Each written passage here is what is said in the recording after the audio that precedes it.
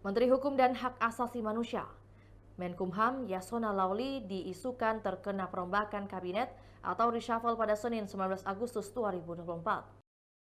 Jabatan Menkumham yang diemban politikus PDIP itu dikabarkan akan diberikan kepada politikus Gerindra Supratman Andi Agas. Terkait hal ini, Yasona pun mengaku siap jika Presiden Jokowi mencopot dirinya. Dilansir dari tribunnews.com, respons Yasona itu disampaikan pada Sabtu 17 Agustus 2024 lalu. Menurut Yasona, reshuffle kabinet sepenuhnya menjadi kewenangan Presiden Jokowi.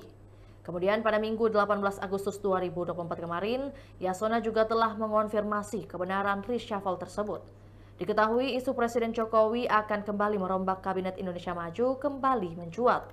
Berdasarkan informasi yang beredar, selain Yasona ada sejumlah menteri lain yang akan diganti atau terkena reshuffle Jokowi. Dua diantaranya pun dikabarkan berasal dari partai politik.